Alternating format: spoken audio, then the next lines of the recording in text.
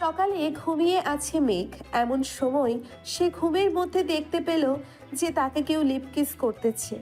এটা দেখে মেঘও তাকে জড়িয়ে ধরে লিপ কিস করতেছে আর বলতেছে, আজকে পাইছি তোমাকে। আজকে তো তোমাকে ছাড়তেছি না জান। উম্মুয়া, উম্মুয়া, উম্মুয়া। এইভাবে কিছুক্ষণ যাওয়ার পর কে যেন মেঘের উপর পানি ঢেলে দিল। মেঘ ধরপড়িয়ে উঠে পড়ল বিছানা থেকে। আশেপাশে তাকিয়ে দেখে তার ছোট বোন দাঁড়িয়ে আছে। তাকে দেখে বলতে লাগলো, কিরে, তুই আমার গায়ে পানি ঢেলে দিলি কেন? তোকে তো আজকে আমি মেরেই ফেলবো। এমনিতেই শীত পড়েছে, আবার তুই আমার উপর ঠান্ডা পানি ঢেলে দিয়েছিস, তাই না? ঢালবো না তো কি করব? বিছানার দিকে একবার তাকিয়ে দেখো তো, তুমি কি অবস্থা করেছো বিছানাটার। হ্যাঁ, প্রতিদিন একটা একটা করে বালিশ ছেড়ো, আর আম্মু আমাকে দিয়ে পরিষ্কার করায়। সরি রে, আসলে আজকে সেই সুন্দর একটা স্বপ্ন দেখছিলাম।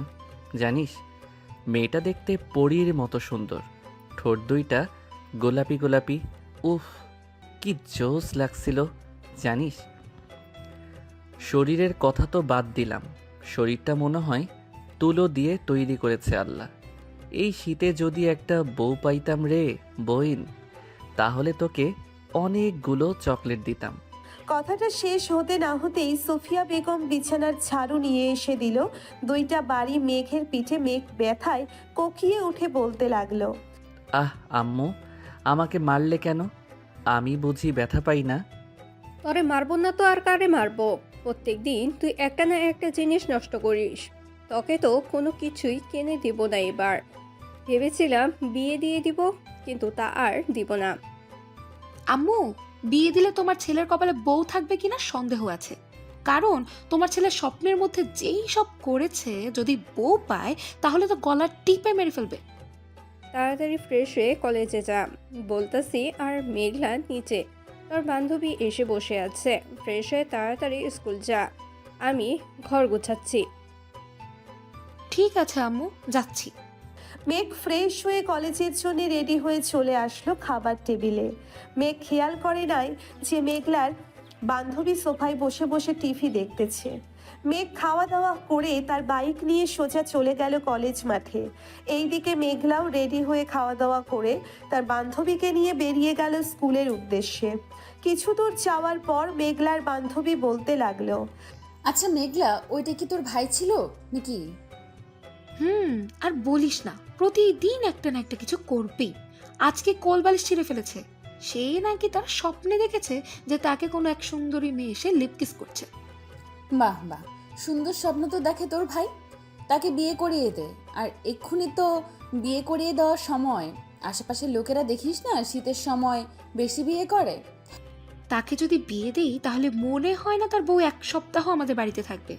আমাকে যে অত্যাচার করে, আবার তো সেটা তার বউ চুমু দিতে দিতে তাকে মেরেই ফেলবে। যাক, ভালোই হলো। আজকে মুডটা খারাপ ছিল, তোর কথা শুনে মুডটা একদম ঠিক হয়ে গেল। মেঘলা আর আফরিন চলে গেল ক্লাসে। এইদিকে মেঘ তার বন্ধুদের কাছে এসে ব্যাগটা ছুঁড়ে মারলো প্রান্তর বুকে আর বলতে লাগলো, জীবনটা মনে হয় স্বপ্ন দেখে দেখেই পার করে দিতে হবে। বিয়ের বয়স তো হয়েছে, আমার আম্মু আব্বু বিয়ে দেয় না কেন আমাকে বলতো? তোকে আবার বিয়ে দিবে তোর আম্মু আব্বু?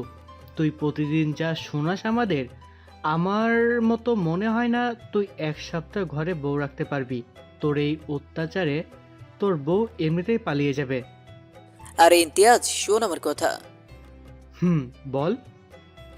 আগে দেখ না মেঘ কি স্বপ্ন দেখেছে, এরপর না হয় তাকে সুন্দরী মেয়ের ঠিকানা দিব। ঠিক বলেছিস ইমতিয়াজ। মেক শুরু কর তোর প্রতিদিন রুটিন। তাহলে শোন কি দেখেছি আজকে। আজকে সেই সুন্দর একটা স্বপ্ন দেখেছি।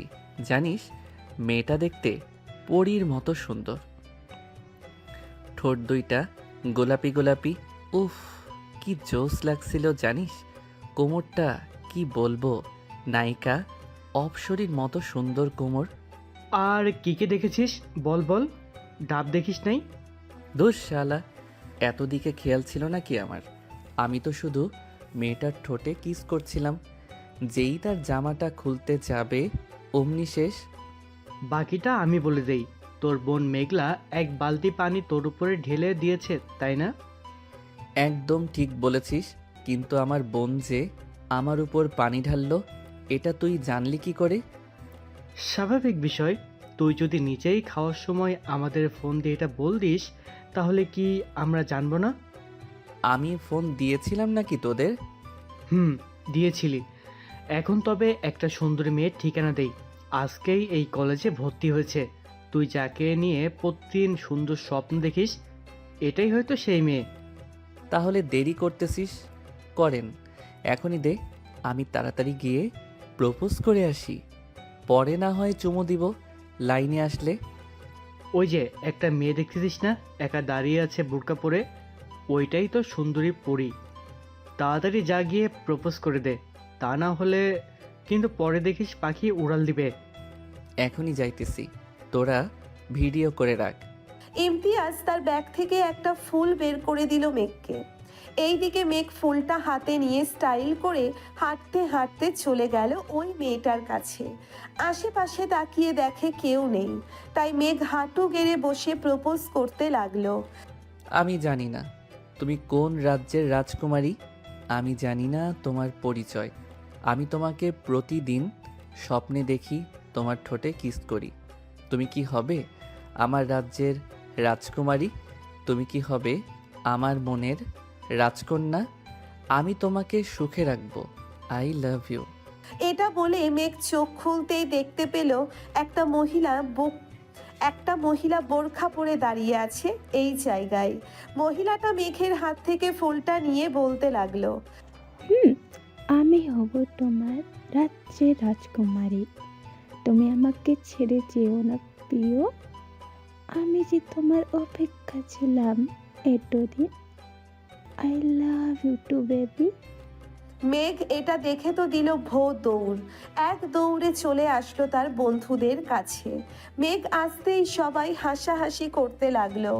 ইমন, তোর প্ল্যানটা তো সেই ছিল রে। মেঘের অবস্থা দেখার মতো হয়েছে। শালারা, তোদের তো আজকে আমি মেরেই ফেলবো। তোরা সব জেনে বুঝে আমার সাথে এমন করেছিস, তাই না রে? আরে শালা, ওইটা তো আমাদের ক্লাসের রিধির মা। আমি কি জানতাম ওইটা রিধির মা হবে? আমি তো দেখেছি রিধি দাঁড়িয়ে ছিল, সবাই কথা বলতেছে। এমন সময় মহিলাটা এসে পিছন থেকে মেঘকে জড়িয়ে ধরে বলল, আমাকে রেখে কোথায় যাচ্ছ আমার আশিক? প্লিজ প্লিজ এখানে দাঁড়াও আশিক। আমি যে তোমাকে খুব ভালোবাসি আশিক। আম্মু গো, আমি আর বিয়ের কথা বলবো না গো, আমাকে বাঁচাও তোমরা কেউ এসে। শালা, তুই এবার তোর রাজকুমারীকে নিয়ে বাসর কর গিয়ে। আন্টি, আপনি ওর সাথে যান, আপনাকে মানাইছে আমার বন্ধুর সাথে। আপনি যে এই বয়সে এত স্মার্ট ছেলের প্রপোজ পাবেন ভাবতেই পারি নাই। যা দুষ্টু ছেলে, আমাকে আন্টি ডাকছো কেন? আমাকে ভাবি ডাকবে ভাবি। চলো আমরা আশিক তোমাকে নিয়ে ঘুরে আসি 7 সমুদ্র তীর নদী। মহিলার কথা শুনে মেঘ তো কান্না করে দেওয়ার মতো অবস্থা। কোনো রকম তার বাইকটা স্টাডি দিয়ে ওইখান থেকে কেটে পড়লো। মেঘ আর এইদিকে হাসাহাসি করতেছে সবাই। যাক, আজকে একটু বেশি মজা পেলাম। চাচি, এই ছেলেটা একটু বউ পাগল তো, তাই আর কি আপনার সাথে এমন করেছে। কিছু মনে করবেন না, আপনাকে তার মা ভেবে এটা বলেছে। ও আচ্ছা, আমি যে ভাবছিলাম আমাকে তোমার গার্লফ্রেন্ড ভেবেছে।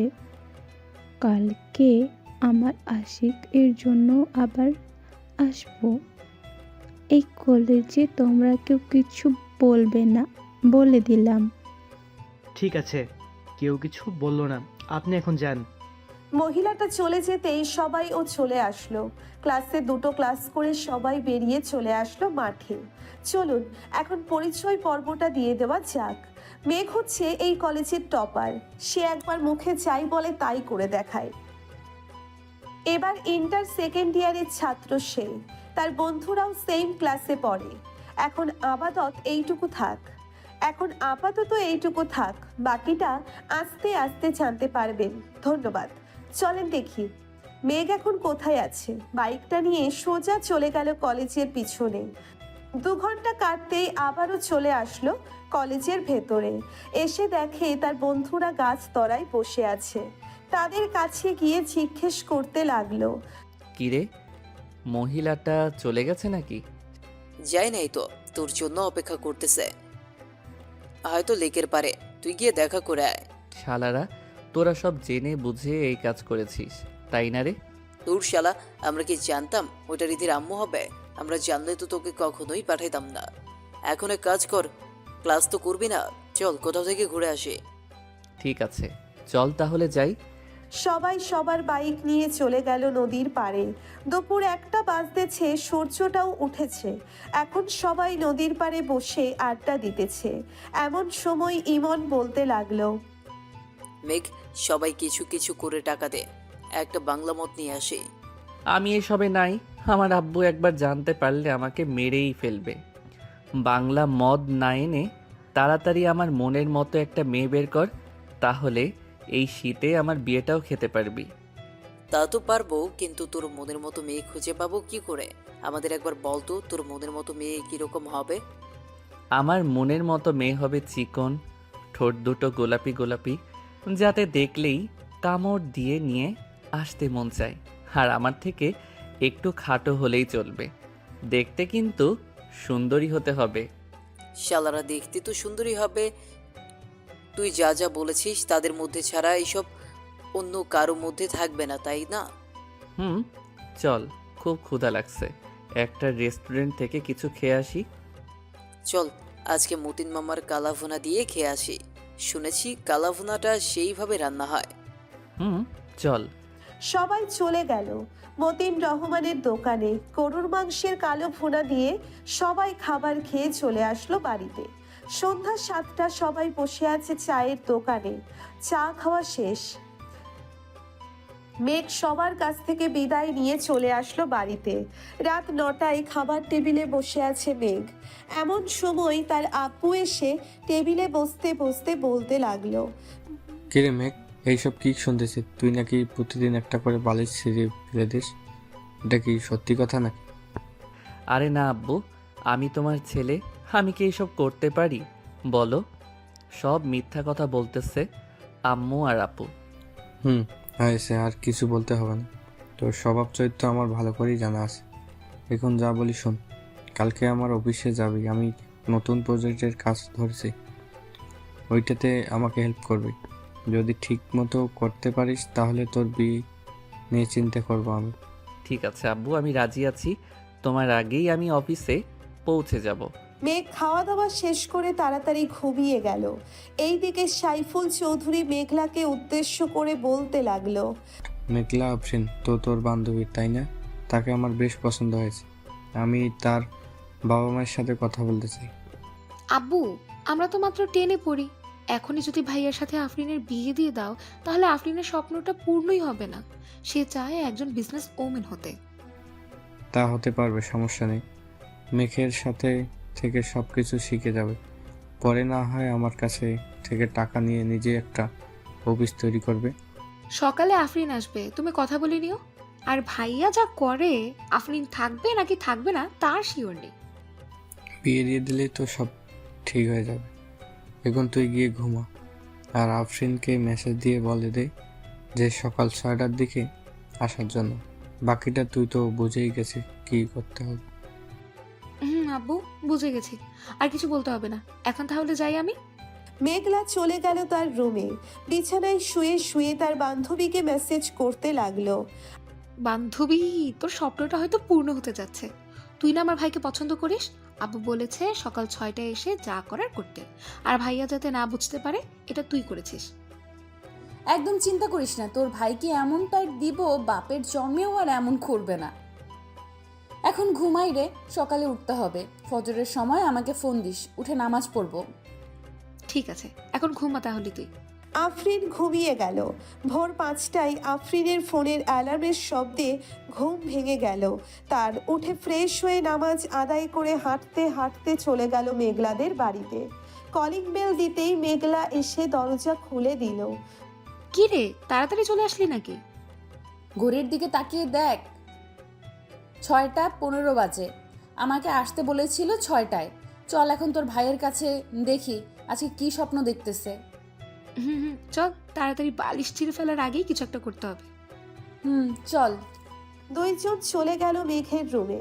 গিয়ে দেখে মেঘ বিড়বিড় করে কি যেন বলতেছে। চলুন শুনে আসি কি বলতেছে মেঘ। জান, এমন করো কেন?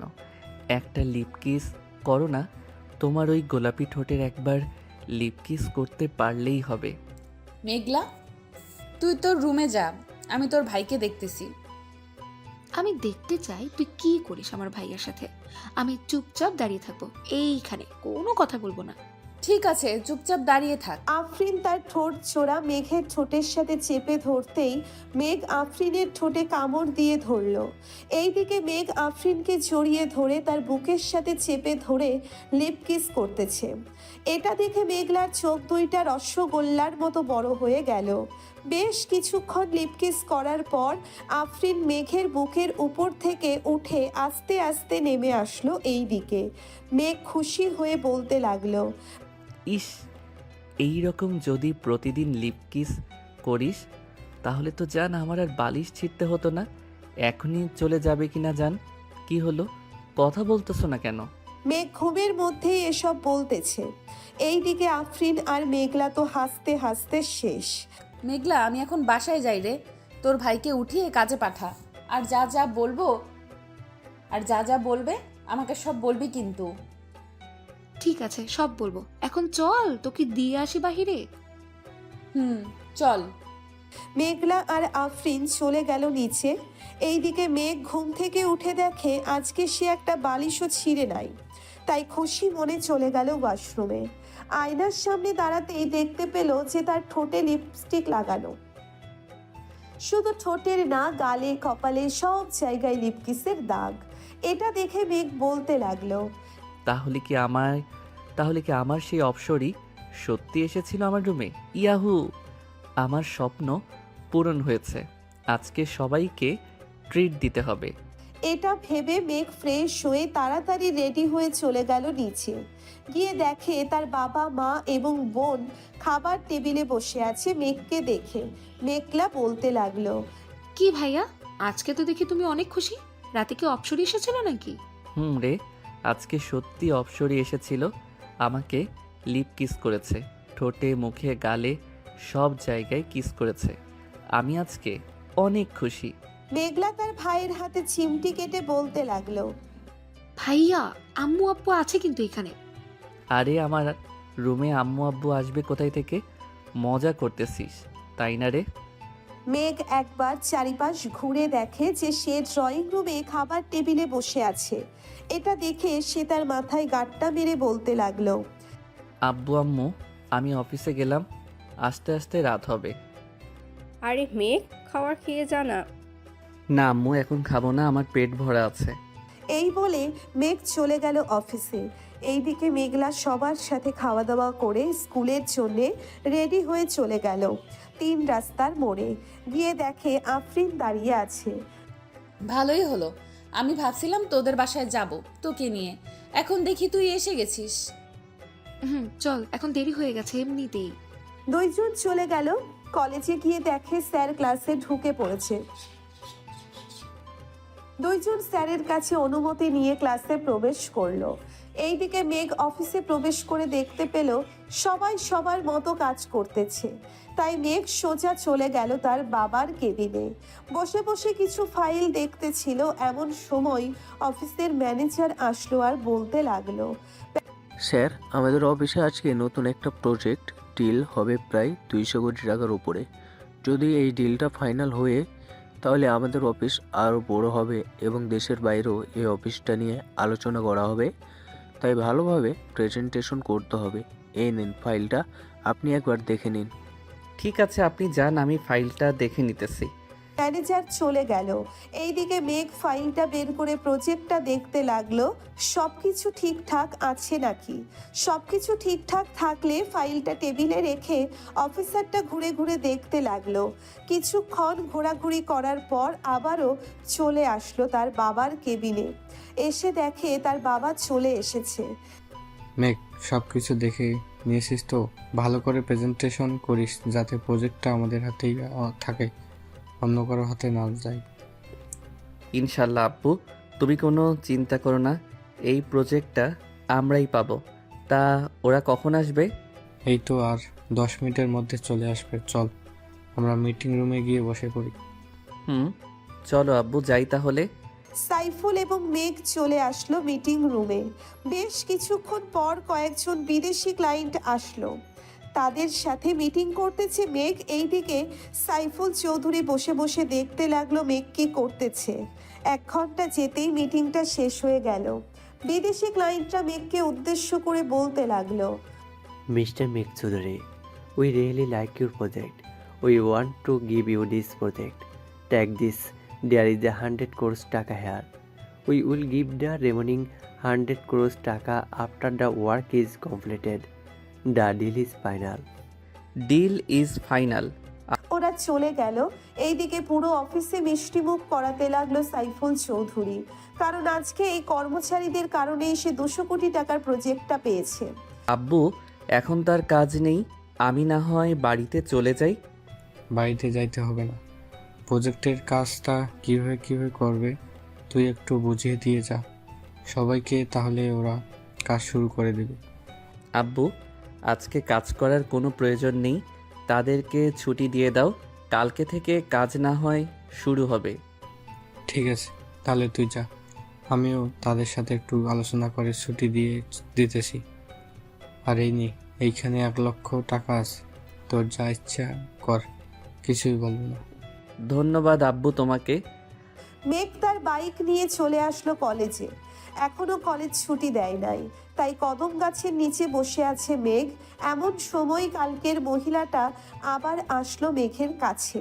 মেঘের কাঁধে মাথাটা রেখে বলতে লাগলো, আমার সোনা, আমার ময়না পাখি, কালকে আমাকে রেখে তুমি কোথায় পালিয়ে গিয়েছিলে? চলো না, তোমাকে নিয়ে রেস্টুরেন্টে যাই। আরে বইন, তুই আমার পিছু করা ছেড়ে দে। আমি ভুল করে তোকে প্রপোজ করে ফেলেছি, আমি তোর পায়ে পড়তেছি, তুই আমাকে ছেড়ে দে। মেঘ মহিলাটার পা ধরে মাপ চাইতেছে। এটা দেখে রিধি মেঘের কাছে এসে বলতে লাগলো, আরে মেঘ, তুমি আমার মায়ের কাছে মাপ চাইতেছো কেন? আম্মু মেঘ কি কিছু করেছে তোমাকে যে সে মাপ চাইতেছে? না রে রিধিমে, একটু মাপ চাচ্ছি না। আমি আসার সময় মাঠে পড়ে গিয়েছিলাম, মেঘ আমাকে এনে এখানে বসিয়েছে আর দেখছে আমার পায়ে কিছু হয়েছে কি না। ধন্যবাদ মেঘ, আমার মাকে দেখে রাখার জন্য। আম্মু চলো বাড়িতে চলে যাই, আর হয়তো ক্লাস হবে না। তুই গাড়িটা বের কর, আমি মেঘের সাথে কথা বলে আসছি। ঠিক আছে আম্মু। রিনি চলে যেতেই মহিলাটা মেঘকে উদ্দেশ্য করে বলতে লাগলো, আমার জান পাখি, রাগ করছো? আমার ওলে রাগ করে না, ওইটা তো আমার মেয়ে। তুমি তো আমাকে ভালোবাসো, তাই না জান পাখি? তোমার মেয়েকেও একটু এভাবে ভালোবাসো। এখন যাও, আবার দেখা হবে কালকে।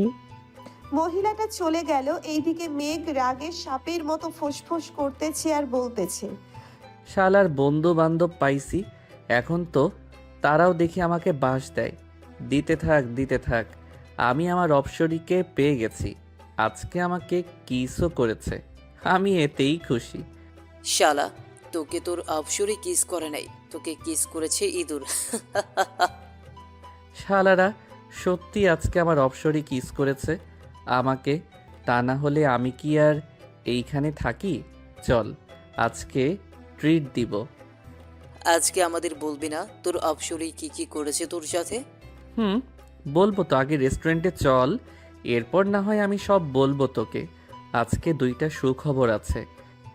তাহলে তো যেতেই হয়, তবে বিল কি তুই আমাদের হাতে ধরিয়ে দিবি নাকি আবার?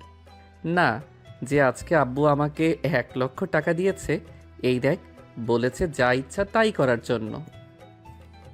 তোকে একটা ভালো কাজ দিই, করতে পারবি তুই? ভালো কাজ আবার করতে পারবো না কেন? বল কি করতে হবে? আমাদের এলাকায় এতিমখানা আছে, ওইখানে প্রায় সব শিশু এতিম। তুই একটা গরু কিনে আন, 60 থেকে 70 হাজার দিয়ে ভালো একটা গরু আনা যাবে। বাকি যে টাকা থাকবে ওইটা আর আমরা কিছু দিয়ে না হয় এতিম বাচ্চাদের বিরিয়ানি করে খাওয়াবো। এখন তো শীত, তাদের জন্য না হয় একটা বড় বেড বানিয়ে নিয়ে আসি। কি বলিস তোরা? তা ঠিক বলেছিস, আগে চল গরু কিনে আনি। আমরা তো সবসময় ভালো ভালো খাবার খাই, একদিন না হয় তাদেরকে খাওয়ালাম। চল তাহলে বাইকগুলো যার যার বাড়িতে রেখে আসি। বাড়িতে রাখতে হবে না, বাজারের এক সাইডে পার্কে রাখলেই চলবে। চল এখন যাই। সবাই বাইক নিয়ে চলে গেল বাজারে। বড় দেখে একটা গরু কিনে নিল 90,000 টাকা দিয়ে। গরুটা হাঁটতে হাঁটতে নিয়ে চলে আসলো মেঘদের বাসায়। গরুটা হাঁটাতে হাঁটাতে নিয়ে চলে আসলো মেঘদের বাসায়। তাদের বাড়িতে গরু দেখে তার মা বলতে লাগলো, কি যে মেঘ, তুই কি এখন গরু লালন পালন করবি নাকি? না আম্মু, এটা এতিমখানার জন্য নিয়ে এসেছি। আজকে বড় একটা প্রজেক্ট পেয়েছি আব্বু, তাই আমাকে 1 লক্ষ টাকা দিয়েছিল। ওইটা দিয়েই আর কি ভাবতেছি এতিমখানার শিশুদের বিরিয়ানি করে খাওয়াবো। ভালো করেছিস, আমি না হয় কিছু টাকা দিব নে, ওই টাকাগুলো দিয়ে না হয় বাচ্চাদের জন্য কিছু কিনে আনিস। ঠিক আছে আম্মু, আমি এখন বাজারে যাব। আজকে রাতের মধ্যেই সব কিছু রেডি করে ফেলবো। ঠিক আছে যা, আমিও কিছু খাবার দিয়ে দেই গরুটাকে। এই বলে সুফিয়া বেগম চলে গেল ঘরে। এইদিকে মেঘ তার দিকে বন্ধুদের নিয়ে চলে আসলো মাদ্রাসায়। মেঘকে দেখে হুজুর খুশি হয়ে গেল, কারণ মেঘ প্রতি মাসে বাচ্চাদের জন্য কিছু না কিছু দেয়। আসসালামু আলাইকুম হুজুর। ওয়ালাইকুম আসসালাম মেঘ, কেমন আছো? আর এই সন্ধ্যাবেলায় আসলে যে? আলহামদুলিল্লাহ ভালো আছি হুজুর। আমি এই মাদ্রাসার সকলকে বিরিয়ানি খাওয়াতে চাই, তাই একটা গরু কিনে এনেছি। এখন তো শীতকাল, তাই বাচ্চাদের জন্য জামা কাপড় আর বেডের ব্যবস্থা করতে চাচ্ছিলাম। আপনি কি বলেন? বেড তো তোমার আব্বু দিয়েছে, এখন আর কিছু লাগবে না। মাদ্রাসার সকলের এক কালার ড্রেস যদি পারো তাহলে বানিয়ে দাও, তাতেই চলবে। ঠিক আছে, কালকেই সবার মাপ নিয়ে যাবে দর্জি। এখন যাই তাহলে হুজুর। মেঘ চলে গেল বাজারে, যা যা লাগবে সব কিছু কিনে নিয়ে চলে আসলো বাসায়। এই রাতে খাওয়া দাওয়া করে রুমে বসে আছে এমন সময় মেঘলা প্রবেশ করলো মেঘের কেবিনে। মেঘলাকে দেখে মেঘ বলতে লাগলো, কিছু বলবে নাকি? ভাইয়া, অপসরের চেহারাটা দেখেছো নাকি? দেখে থাকলে বলো, আমি দেখি সেরকম মেয়ে পাই কিনা। তার মুখ তো আমি দেখি নাই, তবে আমি আন্দাজ করতে পারতেছি যে তার ডান গালে ছোট্ট একটা তিল আছে আর ঠোঁটের নিচে ছোট্ট একটা তিল আছে। ইয়াহু, তার মানে আমি পেয়ে গেছি তোমার অপসরীকে। আর চিন্তার কোনো কারণ নেই, তুমি নিশ্চিন্তে থাকতে পারো। তোমার অপসরী তোমার কাছেই আছে, সে প্রতিদিন আসবে, এটা বলে দিলাম কিন্তু। তাহলে তো ভালোই হলো। অপসরীর ঠোঁটজোড়া অনেক মিষ্টি রে, যা বলে বোঝাতে পারবো না। আচ্ছা, তো তুমি মাদ্রাসার জন্য বিরিয়ানি কবে তৈরি করবে? কালকে তো শুক্রবার, কালকেই করবে নাকি? হ্যাঁ, কালকে করব। কেন, কোনো সমস্যা নাকি? না, কোনো সমস্যা নেই। এখন আমি ঘুমোতে যাই, গরু জবাই করার সময় আমাকে ডাক দিও। মেঘলা চলে গেল তার কেবিনে, গিয়ে ঘুমিয়ে পড়ল। রাত প্রায় 3টে, এমন সময় কলিং বেল বেজে উঠল। এত রাতে বেল বাজতে দেখে সাইফুল তার স্ত্রীকে উদ্দেশ্য করে বলতে লাগলো, কি ব্যাপার, এত রাতে কে এসেছে আমাদের বাড়িতে? আমিও তো জানি না কে এসেছে, চলো তো নিচে গিয়ে দেখি। কি ব্যাপার, তোমরা এত রাতে এখানে এসেছো যে? আঙ্কেল, মেঘ আমাদের আসতে বলেছে, তাই তো এসেছে। কিরে মেঘ, এত রাতে ওদের আসতে বললি কেন? কোনো দরকার আছে নাকি? আব্বু, গরুটা এখনই জবাই করব, তাই ওদের ডেকে এনেছি। এই তোরা যা, গিয়ে ফ্রেশ হয়ে নে, আমি বাইকটা নিয়ে হুজুরকে ডেকে আনতেছি। তাদের আর যেতে হবে না, এখন আমি উঠে গেছি, আমি যাইতেছি। তুই এক কাজ কর, গরুটা যেইখানে জবাই করবি ওইখানে জায়গাটা পরিষ্কার করে নে। ঠিক আছে আব্বু। সবাই সবার কাজে লেগে পড়লো। এইদিকে মেঘলাও ঘুম থেকে উঠে গেছে। মেঘের সাথে মেঘলাও কাজ করতেছে। এটা দেখে সুফিয়া বেগম বলতে লাগলো, মেঘলা, তুই গিয়ে ঘুমা, শীত পড়েছে, অনেক বাতাস, এর জন্য থাকতে হবে না। আমার কিছুই হবে না আম্মু, তোমরা কাজ করো, আমি তোমাদের জন্য চা আর কফি বানিয়ে নিয়ে আসছি। ঠিক আছে, যা তাহলে। মেঘলা চলে গেল। এইদিকে সকাল 7টার আগেই সবাই সবার কাজ শেষ করে ফেললো। বাবুর্চিদের খবর দিতেই ওরাও চলে আসলো। বাবা, এখানে তো মনে হচ্ছে 4 মণের উপরে গোস্ত আছে। এখন পুরোটাই রান্না করব নাকি রেখে দেব কিছুটা? আপনার অনুমান করে পুরোটাই বিরিয়ানি করে ফেলেন। ঠিক আছে বাবা। 12টার মধ্যে সকল রান্না শেষ করে ফেললো। এইদিকে বাড়ির মহিলারা প্যাকেট করতেছে সকল খাবার, যাতে প্রত্যেক বাড়িতে 2-3টে করে দেওয়া যায়। নামাজ শেষ করেই সবাইকে সব দিয়ে দিল। এইদিকে মেঘ খাবার খেয়ে তার বন্ধুদের সাথে কিছুক্ষণ আড্ডা দিয়ে চলে গেল তার রুমে। বিছানায় শুয়ে পড়তেই তার ঘুম চলে আসলো। এইদিকে আফরিন বসে আছে মেঘলার রুমে। মেঘলা, আমি তোর ভাইয়ার রুমে চাইতেছি। কেউ যদি জিজ্ঞাসা করে তাহলে বলবি তোর রুমে ঘুমাচ্ছি। এখন ভাইয়ের রুমে গিয়ে কি করবি তুই? ভাইয়া তো ঘুমোচ্ছে মনে হচ্ছে। ঘুমাক, তাকে জ্বালানোর জন্যই তো যাইতেছি আমি। আফরিন চলে গেল। মেঘের রুমে গিয়ে দেখে মেঘ একটা কোলবালিশকে জড়িয়ে ধরে ঘুমাচ্ছে। এটা দেখে আফরিন আস্তে আস্তে কোলবালিশটা মেঘের কাছ থেকে নিয়ে সোফায় রেখে আফরিন শুয়ে পড়ল মেঘের সাথে। এইদিকে মেঘ সুন্দর একটা গন্ধ পেল। আফরিনের শরীর থেকে গন্ধটা তার নাকে যেতেই বলতে লাগলো, আমার অপসরি, তুমি এসেছো। আমাকে একটু জড়িয়ে ধরো অপসরি। আমি তোমার ওই ঠোঁটের মৃদু স্বাদটা নিতে চাই। আফরিন কোনো কথা না বলেই মেঘের বুকে মাথা রেখে ঘুমিয়ে গেল। দেখতে দেখতে সন্ধ্যা হয়ে আসলো। আজানের শব্দ কানে আসতেই আফরিনের ঘুম ভেঙে গেল। মেঘের বুকের উপর থেকে উঠে আস্তে আস্তে রুম থেকে বের হয়ে চলে গেল মেঘলার রুমে। গিয়ে দেখে মেঘলা নামাজে দাঁড়িয়ে গেছে। এটা দেখে আফরিনও ফ্রেশ হয়ে অজু করে মেঘলার সাথে নামাজ আদায় করে নিল। রাতে সবাই খাবার টেবিলে খাবার খাচ্ছে। এমন সময় আফরিন খাবার টেবিলে এসে বসতেই মেঘ আফরিনের দিকে তাকিয়ে বলতে লাগলো, আম্মু, এটাই তো আমার স্বপ্নের অপসরি। আমি এই মেয়েকেই বিয়ে করতে চাই। কানে নিচে মারবো 2টা। এত পিচ্ছি মেয়েকে তুই বিয়ে করলে তোকে পুলিশ ধরবে। ধরলে ধরবে, আমি আমার অপসরিকে হারাতে চাই না। আমাকে 1 মাসের মধ্যে এই মেয়ের সাথে বিয়ে দিবে, তা না হলে কিন্তু আমি এই বাড়ি ছেড়ে চলে যাব। তুই বাড়ি ছেড়ে চলে গেলে কারো কিছু যাই আসে না। এখন চুপচাপ খাওয়া দাওয়া করে ঘুমাতে যা। ঠিক আছে আব্বু, যাইতেছি। মেঘ খাওয়া দাওয়া করে চলে গেল তার রুমে। বিছানায় শুয়ে আছে এমন সময় তার ফোনটা বেজে উঠল। তাকিয়ে দেখে ইমন ফোন দিয়েছে। কলটা রিসিভ করতেই ওই পাশ থেকে বলতে লাগলো, কিরে, তোর অপসরিকে তো তোর বাড়িতে দিয়ে আসলাম। এখন না হয় বাইরে একটু আড্ডা দিই। ঘরের ভিতরে মেয়ে মানুষের মতো বসে থাকলে চলবে নাকি? ধন্যবাদ দোস্ত, আমার অপসরিকে আমার কাছে দেওয়ার জন্য। এর জন্যেই তো বলি আজকে আমার বুক এত ভারী ভারী লাগছিল কেন। মনে হয় আমার অপসরি আমার বুকের উপর ঘুমিয়েছিল। দেখ, তোর ফোনে পিক পাঠাইছি যখন তোরা দুইজনকে জড়িয়ে ধরে ঘুমোচ্ছিলে। শালারা, তোর আর ভালো হলি না, এইটাও পিক তুলতে হলো তোদের। আমরা তো আগে থেকেই ভালো ছিলাম, তুই আবার কোন ভালোর কথা বলছিস? থাক, তোরা আসতেছি আমি। মেঘ ফোনটা কেটে দিয়ে নিচে চলে আসলো। বাইকের চাবিটা নিয়ে সোজা চলে গেল 3 রাস্তার মোড়ে, কারণ ওইখানেই সবাই আড্ডা দেয়। মেঘ যেতেই ইমতিয়াজ বলতে লাগলো, ঘরে বউ পাইয়া আমাদের ভুলে গেছিস তাই না রে? আরে সালা, আমি তো এখনো বিয়েই করতে পারি নাই তাকে, আর তুই বলেছিস যে বউ পাইয়া তোদের ভুলে গেছি। আর একটা কথা, আমি তো আমার অপসরিকে দেখি নাই, তোরা দেখেছিস নাকি? আমরা দেখব কিভাবে, আমরা তো খুঁজে বের করে তোকে দিয়ে দিছি। তুই দেখে নিস তোর অপসরিকে। এখন চা খাওয়া আমাদের। সবাই চা খেয়ে রাত 10টা পর্যন্ত আড্ডা দিয়ে চলে আসলো বাসায়। এইদিকে আফরিন বসে আছে মেঘলার রুমে।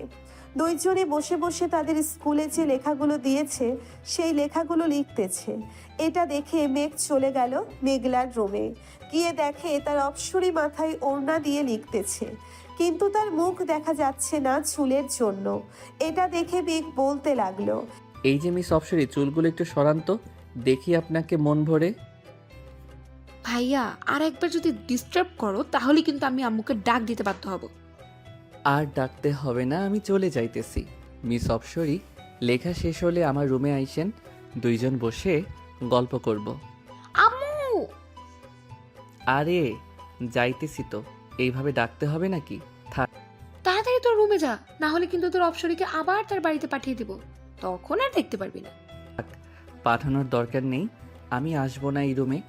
এই বলে মেঘ চলে গেল তার রুমে। বিছানায় শুয়ে শুয়ে গেম খেলতেছে আর বলতেছে, আমার অপসরীকে আমার কাছ থেকে কেড়ে নিবে ওরা, তা কি করে হয়? আমি কখনোই হতে দিব না। আমার অপসরীকে আমার করেই ছাড়বো। এই সব বলতেছে মেঘ আর গেম খেলতেছে। রাত প্রায় 3টে। আফরিন মেঘের রুমে এসে দেখে মেঘ এখনো শুয়ে শুয়ে ফোন টিপতেছে। মেঘ দরজার দিকে তাকাতেই দেখতে পেল তার অপসরীকে। অপসরী, তুমি এসেছো? ভিতরে আসো। বাহিরে দাঁড়িয়ে আছো কেন? তুমি এত রাত অবধি ফোন টেপো কেন? তাড়াতাড়ি ঘুমাও, না হলে কিন্তু আমি চলে যাবো এই বাড়ি থেকে। কোথায় যাইতে হবে না তোমার। অপসরী, তুমি এই বাড়িতেই থাকো, আমি এখনই ঘুমাচ্ছি। এই তো লক্ষ্মী ছেলের মতো কথা বললে তুমি। এখন তাহলে আমি গেলাম মেঘলার রুমে, আমি আবার আসবো একটু পর। যদি এসে দেখি তুমি না ঘুমাইছো তাহলে সকাল হলেই আমি চলে যাব। আফরিন চলে গেল মেঘলার রুমে। এইদিকে মেঘ ফোনটা রেখে ঘুমিয়ে গেল। প্রায় 30 মিনিট পর আফরিন আবার আসলো মেঘের রুমে। এসে দেখে মেঘ ঘুমিয়ে গেছে, তাই আফরিন দেরি না করে মেঘের বুকের উপরে শুয়ে পড়ল। এইদিকে মেঘ তার অপসরীকে জড়িয়ে ধরে বলতে লাগলো, আগে কখনোই এমন হয় নাই অপসরী, তুমি আমার জীবনে আসার পর থেকে সব কিছু পাল্টে গেছে। আমি তোমাকে নিয়ে বেঁচে থাকতে চাই অপসরী, আমি তোমাকে নিয়ে বেঁচে থাকতে চাই। মেঘের মুখে এমন কথা শুনে আফরিন আলতো করে মেঘের ঠোঁট কামড়ে ধরে চুষতে থাকে আর বলতে থাকে, আমিও যে তোমাকে প্রথম দেখাই ভালোবেসে ফেলেছি মেঘ। যেই দিন তোমার বুকে মাথা রেখে ঘুমিয়েছি ওই দিনের পর থেকে আমি একা ঘুমাইতে পারি না, সব সময় মন চায় তোমার বুকেই মাথা রেখে ঘুমাই। আফরিন মনে মনে এইসব বলতেছে আর মেঘের ঠোঁট জোড়া ললিপপের মতো চুষে চুষে খাচ্ছে। বেশ কিছুক্ষণ পর মেঘ ও আফরিনের ঠোঁট জোড়া চুষে খেতে লাগলো। ফজরের আজান কানে ভেসে আসতেই আফরিন মেঘের উপর থেকে উঠে যেতে যাবে, এমন সময় মেঘ আফরিনের হাত ধরে টান দিয়ে আবার বুকের সাথে চেপে ধরলো আর বলতে লাগলো, কোথায় যাচ্ছ এখন? আর একটু শুয়ে থাকো অপসরী। আজান দিতেছে, নামাজ পড়বো, আপনিও উঠে নামাজ পড়ে আসেন। ঠিক আছে যাও, আমিও যাচ্ছি। আফরিন চলে গেল মেঘলার রুমে। গিয়ে দেখে মেঘলা উঠে পড়েছে। ভাইয়ার রুমে গিয়েছিলে নাকি? তোমার ভাইয়ের রুমে গিয়েছিলাম, চলো নামাজ পড়ে নেই দুজন। বেশি কথা না বলে দুইজন নামাজ আদায় করে নিল। সকালে মেঘ খাওয়া দাওয়া করে চলে গেল কলেজে। গিয়ে দেখে তার বন্ধুরা আগে থেকেই বসে আছে। মেঘকে দেখে ইমন বলতে লাগলো, কি রে, কি হয়েছে? তোকে আজকে এত খুশি খুশি লাগতেছে কেন? তোর অপসরী আদর করেছে নাকি? আদর মানে? অনেক আদর করেছে আমার অপসরী আজকে আমাকে। ওর ঠোঁট দুইটা এমনভাবে খাচ্ছিলাম মনে হয় কমলার চিড়ের মতো চুষে চুষে খাচ্ছিলাম। কি রে ইমতিয়াজ, তাহলে তো আমাদেরও লাইন লাগাতে হবে। আমার বন্ধু যখন এসব বলতেছে আমাদের তো লাউস লেগে গেছে। লালুস তো লাগবেই, আমার বউ হচ্ছে সবার থেকে সুন্দরী। এই তোর বউ আবার সবার থেকে সুন্দরী? ওই দেখ আসতেছে, তাড়াতাড়ি পালা গিয়ে, তা না হলে তোকে ধরে ফেলবে। মেঘ পিছনে ফিরতেই দেখতে পেল রিধির আম্মু আসতেছে, তাই মেঘ দৌড়ে চলে গেল ওয়াশরুমে। এইদিকে রিধির আম্মু সবার কাছে এসে বলতে লাগলো, কি ব্যাপার, আমার আশিককে না এইখানে দেখলাম, সে কোথায় গেছে? তাকে একটু ডাকে দাও, আমার আশিককে নিয়ে আমি লন্ডনে যাব ঘুরতে। চাচি, লন্ডনে না গিয়ে কক্সবাজারে চলে যান, ওইখানে আপনাদের কেউ ডিস্টার্ব করবে না। তাই টু যাবা, তোমার বন্দুককে বের করে দাও, আমার লাল মামনিকে বের করে দাও। কোথায় আমার লাল মামনি? আমার কাছে আসো। এই বলে রিধির আম্মু চলে গেল তার মেয়ের কাছে। এইদিকে মেঘ তিনতলা থেকে দেখতেছে গাছের নিচে রিধির আম্মু আছে নাকি। ওনাকে না দেখতে পেয়ে মেঘ নিচে চলে আসলো আর বলল, আমাকে তোরা কোথায় ফাঁসিয়ে দিলি বলতো? এই মহিলাটা তো আমাকে মেরেই ফেলবে। আমার অপসরি যদি জানতে পারে আমি এই মহিলাকে প্রপোজ করেছি, তাহলে তো আমার অপসরি আমার কাছ থেকে দূরে সরে যাবে। এটাই তো ভালো হবে। পরে আমি তোর অপসরীকে নিয়ে আসব, কি বলিস তোরা? ইমনের কথা শুনে সবাই হাসতে লাগলো। বেশ কিছুক্ষণ এইভাবে হাসাহাসি করলো সবাই।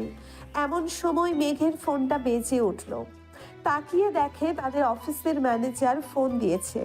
মেঘ কলটা রিসিভ করতেই ওই পাশ থেকে ম্যানেজার বলতে লাগলো, স্যার, আপনার আব্বু গাড়ি অ্যাক্সিডেন্ট করেছে, আপনি তাড়াতাড়ি চলে আসেন এনকে মেডিকেল হসপিটালে। আমরা ওইখানেই স্যারকে ভর্তি করিয়েছি। ঠিক আছে, আমি এখনই আসতেছি। আর আপনি বাড়িতে জানায়েন না কিন্তু, বাড়িতে জানালে সবাই টেনশন করবে। ঠিক আছে স্যার, আমি জানাবো না।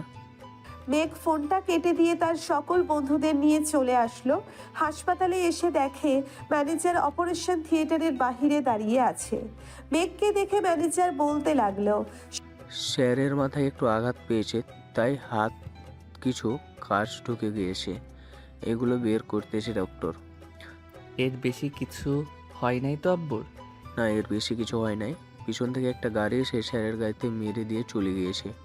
ইমন, খোঁজ লাগাতো কার গাড়ি ছিল ওইটা। পুলিশ সব কিছু দেখতেছে, কাউকে কোথাও যাইতে হবে না। ঠিক আছে। আর আব্বুর সাথে তো সব সময় আপনি থাকতেন, তাহলে আপনি যান নাই কেন আব্বুর সাথে? আমিও যাওয়ার জন্য গাড়িতে উঠছিলাম, পরে স্যার বলতেছে ভুলে ফাইলটা তার কেবিনে ফেলে এসেছে। আমি এইটা নিয়ে এসে দেখি স্যার চলে গিয়েছে। পরে ফোন দিতেই জানতে পারি যে স্যারের অ্যাক্সিডেন্ট হয়েছে। ও আচ্ছা। সবাই কথা বলতেছে এমন সময় ডাক্তার অপারেশন থিয়েটারের ভিতরে থেকে বের হয়ে বলতে লাগলো, তেমন বেশি আঘাত পায় নাই। আমরা ওনাকে ড্রেসিং করে দিয়েছি আর কিছু ওষুধ দিয়েছি, ওইগুলো খাইলেই ইনশাল্লাহ ঠিক হয়ে যাবে। আব্বুকে কি আজকেই বাড়ি নিয়ে যাইতে পারবো নাকি এইখানে রাখবেন কয়েকদিন? তেমন বেশি আঘাত পায় নাই, তাই এখানে রেখে কি করবেন? তার চেয়ে বাড়িতে নিয়ে যান, সবার সেবা যত্ন পেয়ে তাড়াতাড়ি সুস্থ হয়ে উঠবে। ঠিক আছে স্যার। ম্যানেজার আঙ্কেল, আপনি হাসপাতালের বিলটা দিয়ে অফিসে চলে যান। আর যদি কোনো কিছু দরকার হয় তাহলে আমাকে ফোন দিবেন, আমি গিয়ে সমাধান করে আসব। স্যার, আজকে একটা মিটিং ছিল, এই মিটিং তো স্যার করতে পারে নাই। আমি ওনাদেরকে জানিয়ে দিয়েছি, ওনারা বলেছে কালকে মিটিং করবে সকাল 10টায়। আপনি চলে আসেন। ঠিক আছে, এখন তাহলে আমি যাই। মেঘ তার আব্বুকে নিয়ে চলে আসলো বাড়িতে। কলিং বেল দিতেই মেঘলা এসে দরজা খুলে দিল। তার বাবার এমন অবস্থা দেখে কান্না করে দিল মেঘলা। এটা দেখে সাইফুল বলতে লাগলো, আরে মেঘলা, কান্না করছিস কেন? আমার তো কিছু হয়নি, সামান্য একটু ব্যথা পেয়েছি। তোমাকে বারণ করে সত্ত্বেও তুমি কেন অসুস্থ শরীর নিয়ে অফিসে গেছো ভাইয়া? কে বললে বুঝি ভাইয়া যাইতে পারতো না? তোমাকে বারণ করা সত্ত্বেও তুমি কেন অসুস্থ শরীর নিয়ে অফিসে গেছো ভাইয়া? কেউ বললে বুঝি ভাইয়া যেতে পারতো না? যাইতে তো পারতো, কিন্তু মিটিংটা আমার করার কথা ছিল, তাই তো তোর ভাইকে যাইতে দেয়নি। এখন তো আমি অসুস্থ, সব কিছু তোর ভাইকেই দেখতে হবে। মেঘ, আমাকে রুমে দিয়ে আয়। আব্বু চলো। মেঘ তার আব্বুকে রুমে দিয়ে আসলো। বিকাল 5টায় মেঘ চলে আসলো। অফিসে এসে দেখে সবাই এক জায়গায় দাঁড়িয়ে আছে।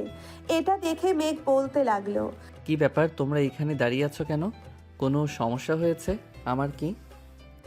স্যার, আমাদের একজন কর্মী মারা গিয়েছে, ওনাকে আমরা বাঁচাতে পাই নাই। কিভাবে মারা গিয়েছে আর তোমরা কোথায় ছিলে সবাই?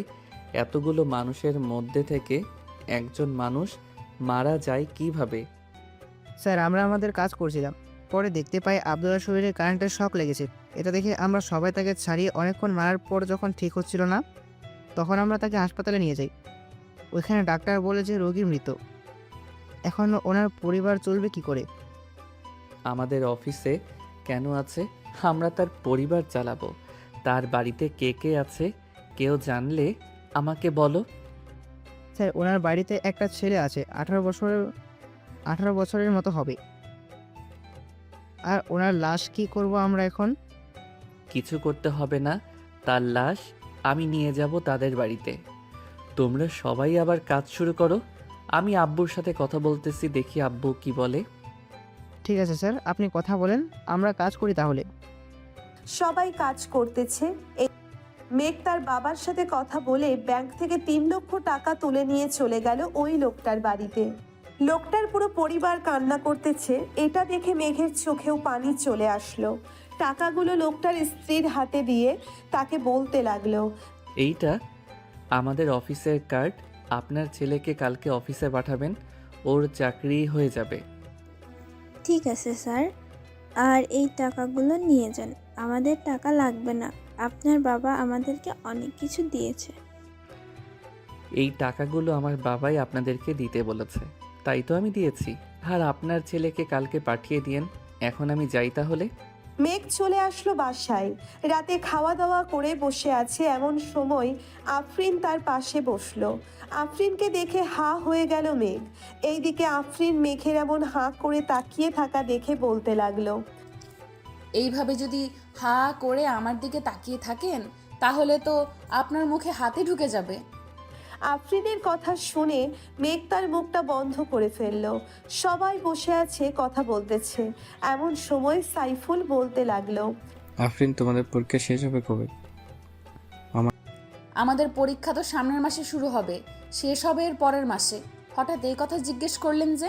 আমার ছেলের অবস্থা তো দিন দিন খারাপ হয়ে যাচ্ছে, তাই তোমাদের পরীক্ষার পর 2 পরিবার মিলে বিয়ে দিয়ে দেবো। ও আচ্ছা, মেঘলা চলো আমরা ঘরে যাই, আমাদের পড়া আছে। চলো। মেঘ, আমি তো অফিসে যাইতে পারবো না। এখন থেকে তোকে অফিস দেখাশোনা করতে হবে। কলেজে তো যাস আর আসিস, কলেজে না গেলে চল কিছুদিন। আমি সুস্থ হলে এরপর না হয় কলেজ যাস। ঠিক আছে আব্বু, তোমরা থাকো তাহলে। আমি ঘুমাতে গেলাম, সকালে আবার মিটিং আছে, ওইটা নিয়ে কথা বলতে হবে ক্লায়েন্টের সাথে। যা। আর এই নেই পেন ড্রাইভ, এটার ভিতরে সব কিছুই আছে। কাজটা কিভাবে বুঝতে হবে তুই একবার দেখলে আশা করি বুঝে যাবি, আমাকে আর বোঝাতে হবে না। আব্বু। মেঘ চলে গেল তার রুমে। গিয়ে দেখে আফরিন বসে আছে। মেঘকে দেখে এক সাইডে গিয়ে বসে পড়ল আফরিন। মেঘ একবার আফরিনের দিকে তাকিয়ে তার ল্যাপটপটা নিয়ে বসে বসে কাজটা দেখতে লাগলো। এইদিকে আফরিন এক পলকে তাকিয়ে আছে মেঘের দিকে। এটা মেঘ খেয়াল করে, তাই আফরিনের উদ্দেশ্য করে বলতে থাকে, কিছু বলবে নাকি এইভাবে তাকিয়ে আছো যে? আমি আপনার কোলে বসতে চাই, আপনি কাজ করবেন আর আমি দেখব। ঠিক আছে, আগে দরজাটা বন্ধ করে আসো, এরপর না হয় বইসো। আফরিন দরজাটা বন্ধ করে এসে মেঘের কোলে বসে পড়ল। এইদিকে মেঘ আফরিনকে জড়িয়ে ধরে কাজ করতেছে।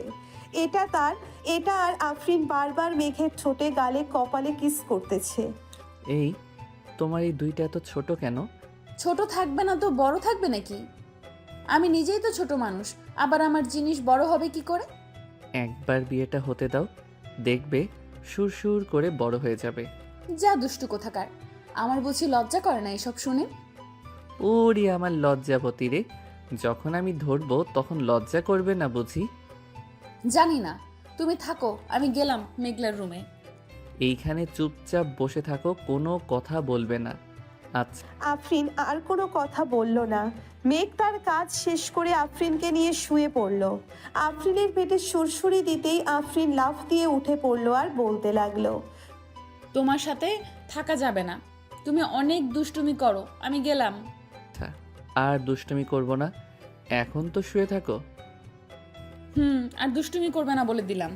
মেঘ আফরিনকে জড়িয়ে ধরে ঘুমিয়ে গেল। সকাল 9টায় ঘুম ভাঙলো মেঘের। উঠে ফ্রেশ হয়ে খাওয়া দাওয়া করে যেই অফিসের দিকে রওনা দিতে যাবে, এমন সময় পেছন থেকে মেঘলা বলতে লাগলো, ভাইয়া, আমাদেরকে একটা স্কুলের সামনে নামিয়ে দিতে পারবি? তাড়াতাড়ি আয়, আবার 10টায় মিটিং আছে, যাইতে হবে ওইখানে।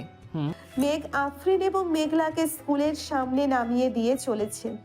গেল অফিসে গিয়ে দেখে ক্লায়েন্টরা চলে এসেছে। মেঘ তার পেন ড্রাইভটা বের করে বোঝাতে লাগলো প্রজেক্টটা কিভাবে কি করতে হবে। বোঝানো শেষ করে মেঘ চলে গেল তার আব্বুর কেবিনে বসে বসে কাজ করতেছে। এমন সময় দারোয়ান এসে বলতে লাগলো, স্যার, রহিমের ছেলে এসেছে। আপনি নাকি বলেছে তাকে আসার জন্য এখানে? পাঠিয়ে দাও তাকে, আমি কথা বলে নিতেছি তার সাথে। ঠিক আছে স্যার।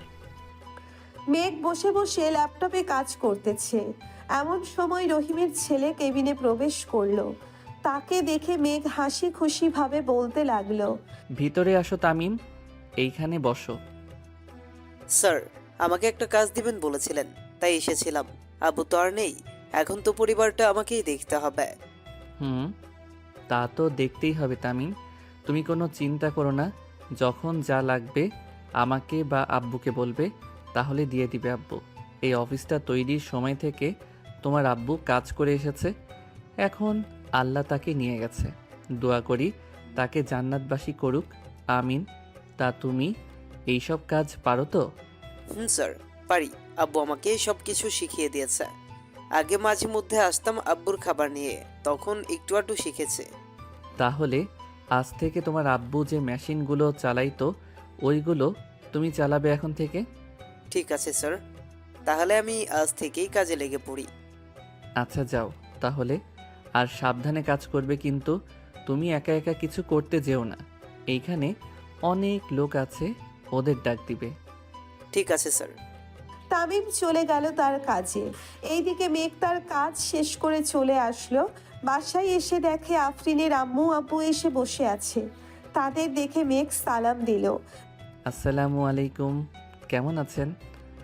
ওয়ালাইকুম আসসালাম, আলহামদুলিল্লাহ ভালো আছি। তুমি কেমন আছো মেঘ?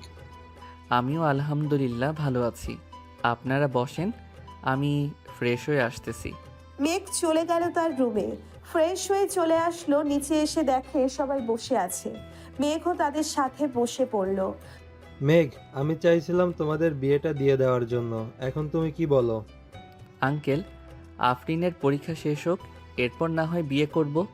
আর তো কয়েকটা দিন রয়েছে, আমিও না হয় অফিসের কাজটা বুঝে নেই। সাইফুল, তুই কি বলিস? আফরিন তো সারাদিন তোদের বাসায় থাকে, আশেপাশে মানুষ তো জানিস কেমন সমালোচনা করে। ঠিক আছে, তাহলে আজকে কাজে ডেকে বিয়ে পড়িয়ে দিই। আফরিন, এর পরীক্ষা শেষ হলে না হয় অনুষ্ঠান করব। এখন তুই যা বলবি আমি তাই করব। ছোট থেকে তো তুই যা বলছিস আমি তাই করছি। ঠিক আছে, তাহলে আজকে রাতেই কাজে ডেকে বিয়ে করে দিই। সবাই কথা বলতেছে, এইদিকে মেঘ তাদের মাঝখান থেকে উঠে চলে আসলো ছাদে। আকাশের দিকে তাকিয়ে ভাবতে লাগলো সেই রাতগুলোর কথা। এখন তো তার অপসরই তার সাথেই থাকবে, এখন তো তার অপসরই তার সাথেই থাকবে। এই সব ভাবতেছে এমন সময় পেছন থেকে কে যেন মেঘকে জড়িয়ে ধরলো আর বলতে লাগলো, আমার অনেক দিনের ইচ্ছা আজ পূর্ণ হবে। আমি তোমাকে অনেক ভালোবাসি মেঘ। আফরিনকে পেছন থেকে টেনে এনে মেঘের সামনে দাঁড় করিয়ে বলতে লাগলো, আমিও তোমাকে ভালোবাসি, কিন্তু এখন বিয়ে করলে তোমাকে নিয়ে বাহিরে ঘুরতে গেলে তো মেয়েরা আমার দিকে তাকাবে না, তাই ভাবতেছি আরও কয়েক বছর পর বিয়ে করব। কি বললি কুত্তা? আমাকে রেখে অন্য মেয়েদের সাথে টাঙ্কি মারিস? আজকে দেখ তোর কি অবস্থা করি। শুধু রাতটা হতে দে, এখন কিছু করলাম না, সকালে তুই হাঁটতে পারবি না এমন অবস্থা করব। আমাকে ভয় দেখিয়ে কোনো লাভ নেই, আমি তোমার মতো পিচ্চি মেয়েকে ভয় পাই না। সো এখন এইখান থেকে যাও। ভয় পাস না তো ঠিক আছে, শুধু দেখ কি করি আমি তোকে রাতের বেলা। এই বলে আফরিন রাগে চলে গেল নিচে। এইদিকে মেঘ তো মহা খুশি তার অপসরীকে রাগিয়ে দিয়ে। রাতে সবাই খাওয়া দাওয়া শেষ করে বসে আছে। এমন সময় কলিং বেলের শব্দ পেল সবাই। আপনারা বসেন, আমি দেখে আসতেছি কে এসেছে। এই বলে আফরিন চলে গেল দরজা খুলতে। দরজাটা খুলতেই দেখতে পেল কাজী সাহেব দাঁড়িয়ে আছে। ওনাকে সালাম দিয়ে ভিতরে নিয়ে আসলো আফরিন। সবাই বসে আছে সোফায়। এমন সময় কাজী বলতে লাগলো, কার কার বিয়ে হবে তাদের আইডি কার্ড বা জন্ম নিবন্ধনটা নিয়ে আসেন। কাজী সাহেব, মেয়ের বয়সটা একটু কম, আপনি বিয়ে পড়িয়ে দিয়ে যান। যদি কোনো সমস্যা হয় আমি দেখে নেব। দেখুন, এটা তো আইনগত অপরাধ। মেয়ের বয়স 18 না হলে বিয়ে দেওয়া। আচ্ছা, আপনি আনেন, সব কিছু আমি দেখে নিচ্ছি। সবকিছু নিয়ে দিতেই কাজী সাহেব তার খাতায় যা যা লেখার দরকার তা লিখে নিল। কিছুক্ষণের মধ্যে সকল নিয়মকানুন মেনে মেঘ তার আফরিনের বিয়েটা হয়ে গেল। এইদিকে কাজী তার পাওনা টাকা নিয়ে যেতেই সাইফুল বলতে লাগলো, মেঘ, আফরিনকে নিয়ে ঘরে যা, অনেক রাত হয়েছে, আবার কালকে অফিসে যাইতে হবে। ঠিক আছে আব্বু, যাইতেছি। আফরিন আর মেঘ চলে আসলো রুমে। এইদিকে মেঘ বিছানায় বসতেই আফরিন বলতে লাগলো, দাঁড়িয়ে কথা বলতে হবে কেন? সোজা হয়ে দাঁড়াও, তোমার সাথে আমার কথা আছে। বসে কথা বলো, তাহলেই তো হয়। আমি বসে বসে কথা বলতে পারি না, দাঁড়িয়ে কথা বলো। মেঘ দাঁড়াতেই আফরিন বিছানায় ঝাড়ু দিয়ে মেঘকে পিটাতে লাগলো আর বলতে লাগলো, ঘরে এত সুন্দর একটা বউ থাকতে তুই অন্য মেয়েদের দিকে তাকাস, আজকে তোর চোখ তুলে নিব। এই বলে আফরিন মেঘকে জোরে জোরে পিটাতে লাগলো। মেঘের চিৎকার শুনে নিচ থেকে সবাই দৌড়ে চলে আসলো উপরে। মেঘের দরজার সামনে দাঁড়িয়ে মেঘলা বলতে লাগলো, কি হয়েছে ভাবি? ভাইয়া চিৎকার করছে কেন? তোমার ভাইয়ার মাথায় ভূত চাপছে, সে নাকি অন্য মেয়ের কাছে যাবে, তাই একটু নেল পলিশ লাগাচ্ছিলাম। ও আচ্ছা। আব্বু আম্মু চলো চলো নিচে যাই, ভাবি ভাইয়াকে সাইজ করুক। ভাইয়া কিছুদিন ধরে দেখছি একটা মেয়ের পেছনে ঘুরছে। তাহলে তো আমারও যাওয়া দরকার। বৌমা এমনভাবে মারবে যাতে কালকে আর বিছনা থেকে উঠবে না পারে। যদি সকালে ডাক্তারের প্রয়োজন হয় তাহলে ডাক্তার ডেকে আনবো। ঠিক আছে আব্বু, আপনারা যান, আমি আপনার ছেলেকে এমনভাবে সাইজ করব যাতে আর কোনো দিন কোনো মেয়ের দিকে না তাকাতে পারে। সবাই চলে গেল নিচে। এইদিকে মেঘ চিৎকার করতেছে আর বলতেছে, বউ, আমাকে মাফ করে দাও। আমি আর কখনোই কোনো মেয়ের দিকে তাকানো তো দূরের কথা, তার দিকে চাইবো না। কি বললি তুই কুত্তা? আমার দিকে চাইবি না? তাহলে তোর চোখ রেখে কি করব? তোর চোখটাই তুলে ফেলি। ও মা গো, বাঁচাও গো। ও আল্লাহ গো, আমাকে বাঁচাও এই ডাইনি মেয়ের হাত থেকে। আগে তো শান্ত শিষ্ট ছিল, এখন এটা তো একটা আস্তা ডাইনি হয়ে গেছে। ডাইনি তো আমি, এখন দেখ কি করি তোকে। কিছুক্ষণ মারার পর আফরিন ক্লান্ত হয়ে যায় আর বলতে থাকে, এখন কান ধরে উদ্বাস করবি 1000 বার, আমি সারা রাত শুয়ে শুয়ে দেখব। ও বউ, একটু কম করা যায় না? আমি আর কখনোই এমন করব না, বললাম তো তোমাকে। ঠিক আছে, তুই যখন এটা বলতেছিস তাহলে তোর কথা মেনে নিলাম। যা, 200 বার কান ধরে উদ্বাস করবি। পরে কি করতে হবে আমি বলতেছি। এরপরেও আরও কাজ করতে হবে। জি মহারাজ, এরপরও কাজ করতে হবে। এখন তাড়াতাড়ি উঠবস করতে থাকেন তো। মেঘ উঠবোস করতে লাগলো।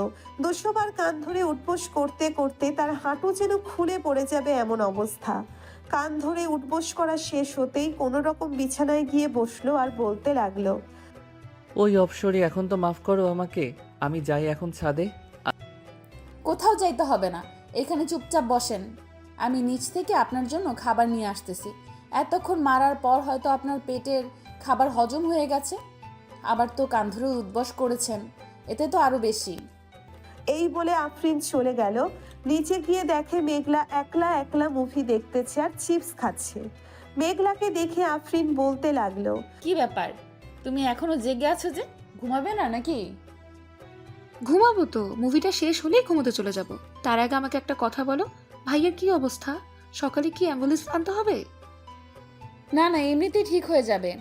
এখন খাবার খাওয়াবো আর একটু পর আদর করব, তাহলেই দেখবে সকালে তোমার ভাইকে না আমাকে হসপিটালে নিতে হবে। আপনি কি কম আছেন নাকি ভাইয়ার থেকে? আপনিও দেখিয়ে দিবেন আপনার শরীরেরও পাওয়ার আছে। কিরে, তুই আমাকে আপনি করে বলতেছিস কেন? আমি না তোর বেস্ট ফ্রেন্ড, তুই করে বলবি? তুই কি আর আমার বেস্ট ফ্রেন্ড আছিস?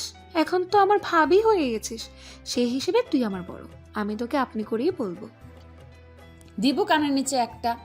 চল খাবার গরম করে আনি, তোরও হয়তো ক্ষুধা লেগেছে। এখন তো রাত বড়, মনে হয় যেমন 2-3 দিন চলে গেছে। আমারও এমনই মনে হয়। আচ্ছা চলো খাবার গরম করে ভাইয়াকে দিয়ে আসি। দুইজন চলে গেল রান্নাঘরে। খাবার গরম করে মেঘলার জন্য কিছু রেখে বাকিটা নিয়ে চলে গেল মেঘের রুমে। গিয়ে দেখে মেঘ নিজের পা ধরে কান্না করতেছে আর বলতেছে, আল্লাহ গো, আমার কপালটা বুঝি পুড়ে গেল গো। এইটা কি বউ দিলা আমার কপালে। এখন তো আমাকে যখন তখন মারবে, আমি কিছুই করতে পারবো না। একদম ঠিক ধরেছ, আমি তোমাকে যখন তখন মারবো, কিন্তু তুমি আমার কিছুই করতে পারবে না। আমাকে যেমন মারবে তেমন আমিও তোমাকে মারবো। পরে বসে বসে শুধু কান্না করা ছাড়া আর কোনো উপায় নেই তোমার। এই দেখো, আমি এক চুমুকি 1 গ্লাস দুধ খেয়ে নিতে পারি। সো এখন বুঝে নাও আমার শরীরে কত শক্তি আছে। বুঝে গেছি, তোমার শরীরে অনেক শক্তি আছে। এখন আমাকে খাবার দাও, খুব ক্ষুধা লাগছে। মেঘ খাওয়া দাওয়া করে বিছানায় শুয়ে পড়ল। এইদিকে আফরিন থালা বাসনগুলো নিচে রেখে চলে গেল। ওপরে গিয়ে দেখে মেঘ বিছানায় চিৎপটাং শুয়ে আছে। এটা দেখে আফরিন আবার হাতে ঝাড়ু নিতেই মেঘ বিছানা থেকে লাফ দিয়ে সোফায় এসে বসে পড়ল আর বলতে লাগলো, সরি, আর কখনোই বিছানায় শুয়ে থাকবো না। তুমি একাই বিছানায় শুয়ে থাকো। আমি বিছানায় শুয়ে তো থাকবো, কিন্তু আমাকে বাবু গিফট তো করবে তুমি। তাড়াতাড়ি আসো, তা না হলে আবার কিন্তু শুরু করব তোমার উপর অত্যাচার। কিন্তু আমি তোমাকে বাবু গিফট করব কিভাবে? আমি তো এই সবের কিছুই বুঝি না। কি বললি তুই কুত্তা? আসিতেছি। মেঘ বিছানায় যেতেই আফরিন মেঘের ঠোঁট জোড়া তার দখল করে নিয়ে যেইভাবে পারছে ওইভাবেই চুষে চুষে খাচ্ছে। এইদিকে মেঘও কম কিসের, আফরিনের 2টা আপেলের মতো টিপতে থাকে আর ঠোঁট চুষতে থাকে। এইদিকে আফরিন ব্যথায় কোকিয়ে উঠে বলতে লাগলো, কি করতেছো? আস্তে টেপো, ব্যথা পাই তো। ব্যথা তো পাবেই, ছোট ছোট আপেলের মতো জিনিস তোমার ভালোভাবে ধরতেও পারি না। এটাই অনেক আমার জন্য। এখন যদি তোমার আরো বড় লাগে তাহলে বড় করে নাও, বাধা দিছে কে? এইদিকে মেঘ আফরিনের ঠোঁট চুষতেছে আর আস্তে আস্তে হাত দিয়ে আফরিনের জামা খুলতেছে। বেশ কিছুক্ষণ ঠোঁট চষার পর আফরিনের শরীরে চুমু খেতে লাগলো। এইদিকে আফরিন কেঁপে কেঁপে উঠতেছে। বেশ কিছুক্ষণ পর মেঘ তার মেডেল স্টাম্পটা আফরিনের মেইন জায়গায় ঠেকিয়ে দিল। এদিকে আফরিনের চিৎকার দিয়েই অজ্ঞান হয়ে গেল। মাগো, মরে গেলাম গো। এইদিকে মেঘ আফরিনকে ডাকতেছে, কিন্তু আফরিনের কোনো সাড়া শব্দ নেই। তাই মেঘ টেবিলের উপর থেকে পানির গ্লাসটা নিয়ে আফরিনের মুখে পানি ছিটিয়ে দিতেই আফরিনের জ্ঞান ফিরে আসলো আর বলতে লাগলো, এই কুত্তা, এইভাবে কেউ করে নাকি? আমি তো মরেই যেতাম আর একটুর জন্য। এটা তো কিছুই না, এখন দেখবে কি যে করি।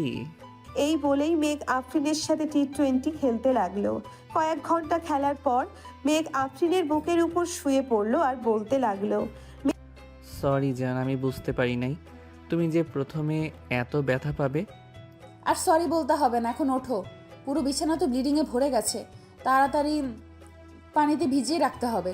মেঘ আফরিনের উপর থেকে উঠে চলে গেল ওয়াশরুমে। ফ্রেশ হয়ে বাহিরে এসে দেখে আফরিন এখনো শুয়ে আছে বিছানায়। এটা দেখে মেঘ বলতে লাগলো, কি ব্যাপার, উঠবে না নাকি? এখনো যে বিছানায় শুয়ে আছো। অনেক ব্যথা করতেছে, উঠবো কি করে? তুমি এমন ভাবে করেছো যে থাকার বললাম না। আচ্ছা, আমি কিছু একটা করতেছি। এই বলে মেঘ চলে গেল মেঘলার রুমের সামনে। চুপি চুপি মেঘলার রুমে ঢুকে ফোনে লাইট লাগিয়ে দেখতে লাগলো ট্যাবলেটের বক্সটা কোথায়। এইদিকে মেঘলা তো ঘুমাই নাই, এক চোখ মেলে দেখতে লাগলো কে এসেছে। মেঘকে দেখে বুঝে গেল মেঘলা কিছু একটা হয়েছে, তাই মেঘকে উদ্দেশ্য করে মেঘলা বলল, ভাইয়া, কি করছো আমার রুমে? মেঘলার গলার স্বর শুনে মেঘ চমকে গেল আর বলতে লাগলো, কই কিছু না তো, এমনি এসেছিলাম। কি হয়েছে বলো আমাকে। না মানে তোর বান্ধবী। হয়েছে, আর কিচ্ছু বলতে হবে না। তুমি এই রুমে ঘুমাও, আমি দেখছি। ঠিক আছে যা, আর যদি দরকার হয় ডাক দিস আমাকে। ঠিক আছে। মেঘলা গিয়ে দেখে আফরিন বিছানায় শুয়ে আছে চুপ করে। আফরিনের কাছে গিয়ে শরীরে হাত দিয়ে দেখতে লাগলো জ্বর এসেছে কিনা। এইদিকে আফরিন মেঘলাকে দেখে বলতে লাগলো, কি ব্যাপার, তুই এত রাতে এইখানে? কি হয়েছে আমাকে বল, আমি দেখছি।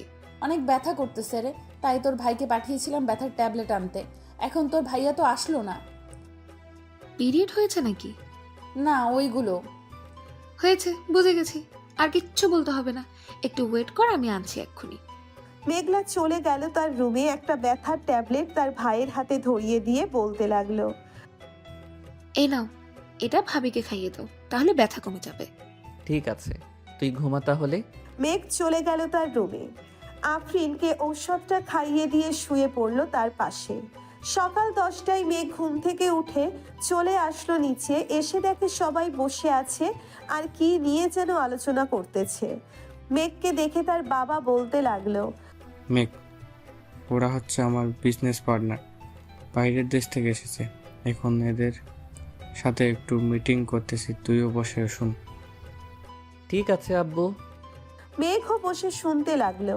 মিটিং শেষ হতেই সবাই চলে গেল। এইদিকে মেঘ খাওয়া দাওয়া করে চলে আসলো অফিসে। দেখতে দেখতে কেটে গেল 2 মাস।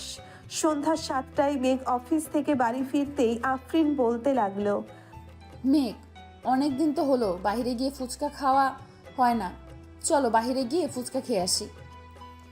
আচ্ছা, তুমি আর মেঘলা রেডি হয়ে নাও, আমি এখনই আসতেছি ফ্রেশ হয়ে। ঠিক আছে। মেঘ চলে গেল ফ্রেশ হতে। ফ্রেশ হয়ে নিচে আসতেই দেখতে পেল 2 জন কালো বোরখা পরে বসে আছে সোফায়। 2 জনকেই পুরোই অপসরী লাগতেছে। মেঘ তাদের 2 জনের কিছুক্ষণ প্রশংসা করে নিয়ে চলে আসলো বাহিরে। যেই গাড়িতে উঠতে যাবে এমন সময় আফরিন বলল, এখন আর গাড়ি নিতে হবে না, আজকে না হয় আমরা রিক্সা দিয়ে যাই। ঠিক আছে, চলো তাহলে। মেঘ একটা রিক্সা ডেকে 3 জন চলে আসলো আর পার্কে। এইখানে সবাই জোড়ায় জোড়ায় বসে আছে। কিছুক্ষণ ঘোরাঘুরি করে 3 জন ফুচকা খেয়ে চলে আসলো বাসায়। রাতে খাওয়া দাওয়া করতেছে এমন সময় সাইফুল বলতে লাগলো, মেঘ, সামনের শুক্রবার তোদের বিয়ে রেডি থাকিস তোরা। ঠিক আছে আব্বু, আমাদের তো শপিং করা আগেই শেষ, এখন তো আর কিছুই করতে হবে না, তাই না? এখন আর কিছুই করতে হবে না। কালকে অফিসে গিয়ে একটি ডিল ফাইনাল করে আসিস তো। কয়েক মাস আগে যে আমরা 200 কোটি টাকার ডিল ফাইনাল করেছিলাম, ওরা এসেছে। এবার আরও ভালো মানের কালেকশনগুলো দেখাবো। আব্বু, তুমি চিন্তা করো না, এখন তো অফিস আমি দেখতেছি, সব কিছু আমি করব। তুমি শুধু বলে দিবে কবে কার সাথে ডিল করতে হবে। ঠিক আছে, এখন তাহলে যা রুম। মেঘ চলে গেল রুমে। বেশ কিছুক্ষণ পর আফরিন 2টা দুধের গ্লাস হাতে নিয়ে চলে আসলো উপরে। একটা মেঘকে দিল আর একটা নিজেই খেয়ে নিল। রাত প্রায় 12টা। 2 জন গল্প করতেছে শুয়ে শুয়ে। এমন সময় আফরিন বলতে লাগলো, আমাদের তো একবার বাসর হয়েছে, আর একবার বাসর হবে, তাই না? এইবার দেখবে তোমাকে একটা বেবি উপহার দিয়েই ছাড়বো, মনে যেন থাকে। দেখা যাবে কি করতে পারো তুমি। এখন তাহলে ঘুমাও। 2 জন ঘুমিয়ে গেল। সবাই 7টা মেঘ উঠে সকাল 7টা মেঘ উঠে ফ্রেশ হয়ে খাওয়া দাওয়া করে চলে গেল অফিসে। কয়েকটা ফাইল গুছিয়ে নিয়ে দেখতেছে এমন সময় মেঘের ফোনটা বেজে উঠল। তাকিয়ে দেখে তাদের অফিসের ম্যানেজার ফোন দিয়েছে। কলটা রিসিভ করতেই ওই পাশ থেকে বলতে লাগলো, স্যার, বিদেশি ক্লায়েন্টরা এসেছে এবং কি করব তাদের? আমার কেবিনে পাঠিয়ে দাও, আমি কেবিনেই আছি। ঠিক আছে স্যার, পাঠিয়ে দিতেছি। মেঘ বিদেশি ক্লায়েন্টের সাথে কথাবার্তা বলে 5 বছরের একটা ডিল ফাইনাল করে নিল। দেখতে দেখতে কেটে গেল 6 দিন। 2 বাড়িতে বিয়ের আয়োজন, মানুষ ভর্তি 2 বাড়িতেই। মেঘের হলুদ সন্ধ্যা শেষ হতেই মেঘদের বাড়ি দেখে কয়েকজন চলে গেল আফরিনদের বাড়িতে। ওইখানে হলুদ সন্ধ্যা শেষ হয়ে গেল। রাত পেরিয়ে সকাল হতেই বিয়ের আয়োজন, রান্নাবান্নার দিকে খেয়াল রাখতেছে আফরিনের চাচা। দুপুর 12টায় মেঘ রেডি হয়ে বসে আছে তার বন্ধুদের অপেক্ষায়, কখন আসবে তারা। কিছুক্ষণ পর সবাই চলে আসলো।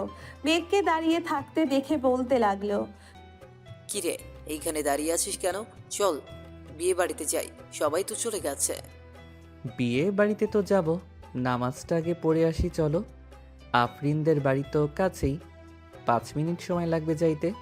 নামাজ পড়ে আইসা এরপর যাইতে পারবো। সবাই চলে গেল মসজিদে নামাজ আদায় করে চলে আসলো বাসায়। মেঘের সকল বন্ধু বান্ধব বসে আছে গাড়িতে। মেঘ যেতেই ইমন বলতে লাগলো, সবাই শোন, এবার কিন্তু মামাকে প্রোটেকশন দেওয়া যাবে না। এটা নিয়ে মামার কিন্তু দ্বিতীয়বার বাসর হবে। এখন সবাই ঠিক করে নেই কি দেওয়া যায়। আরে এটা রাতে দেওয়া যাবে, এক্ষুনি এত তাড়াহুড়ো করছিস কেন? আগে বিয়েটা খেয়ে নেই, এরপর না হয় দেওয়া যাবে। শালা বিয়ে করে একটা। সবাই হাসাহাসি করতে করতে চলে আসলো বিয়ে বাড়িতে। গেট ধরে দাঁড়িয়ে আছে মেঘের সকল শালীরা। এইদিকে 2 তলার বারান্দায় আফরিন মেঘকে নামিয়ে গেটের সামনে আসতেই আফরিন লেজার লাইট দিয়ে বুঝিয়ে দিল যাতে কোনো মেয়েদের দিকে না তাকায়। মেঘও তাকালো না। খাওয়া দাওয়া শেষ করে আগের সকল নিয়ম মেনে আফরিনকে নিয়ে চলে আসলো বাসায়। দুজন এর আগে বিয়ে করিয়ে দিয়েছে, তাই আর কাজই ডাকে নাই। রাতে সবাই বসে আছে ছাদে। এমন সময় আফরিন আসলো আর বলতে লাগলো, তোমার তো আমাদের গিফট দাও নাই। তোমরা তো আমাদের গিফট দাও নাই, আমাদের গিফট দাও। ভাবি এটা কিন্তু ঠিক না, আপনি আয়েশা গিফট চাইতেছেন, আমরা কিন্তু দিব না। ঠিক আছে, তাহলে তোমাদের গিফট তোমাদের কাছে রাখো, আমার জামাইকে দিয়ে দাও। রাত তো 1টা বাজে, বাসর তো করতে হবে তাই না? এই বলে আফরিন মেঘকে টানতে টানতে নিয়ে চলে আসলো বাসর ঘরে। দরজাটা লাগিয়ে দিয়ে দুইজন অজু করে 2 রাকাত নফল নামাজ পড়ে নিল। আফরিন নামাজ আদায় করে খাটের উপরে বসে আছে। বেশ কিছুক্ষণ পর মেঘ আফরিনের পাশে গিয়ে বসলো আর বলতে লাগলো, বউ, ও বউ, আজকে আদর করলে হয় না নাকি? আদর করবি না মানে? তোর আদর করতেই হবে। এখন শুরু করবি। রাত বাজে এখন 1:35, ভোর 4:45-এ আদর শেষ করে উঠবি। ঠিক আছে, প্রস্তুত হও তুমি। আমি কিন্তু আজকে তোমার ওই আপেলগুলোতে অনেক কামড় দিব। আমি রেডি আছি, যা ইচ্ছা করতে পারো, করো। মেঘ আফরিনের শাড়ি খুলে ফেলে দিল নিচে। ঠোঁটে কিস করতে করতে নামতে লাগলো নিচের দিকে। বুকের কাছে এসে আফরিনের আপেলগুলোতে কামড় দিতে লাগলো। এইদিকে আফরিন ব্যথায় কোকিয়ে উঠে বলল, ওই কুত্তা, কামড়ও দিবি আবার জোরে জোরে টিপতেও থাকবি, আমার বুঝি ব্যথা করে না? ব্যথা করার জন্যই তো বাসর করব আজকে। এই বলে মেঘ আফরিনের শরীরের যেখানে সেখানে কামড় দিতেছে আর চুমু দিতেছে। বেশ কিছুক্ষণ এমন করার পর মেঘ চলে গেল মেইন জায়গায়। মেঘের মেডেল স্টাম্পটা সেট করে আফরিনকে কোলে তুলে নিয়ে আদর করতে লাগলো। এইদিকে আফরিন চিৎকার করতেছে, কিন্তু মেঘের থামার কোনো নাম নেই। মেঘ তার কাজ চালিয়ে যাইতেছে। দুইজন রোম্যান্স করতে থাকুক, এখন আমরা বিদায় নিই। আজকের গল্পটা এই পর্যন্তই। আবারও দেখা হবে নতুন কোনো গল্পে। ধন্যবাদ।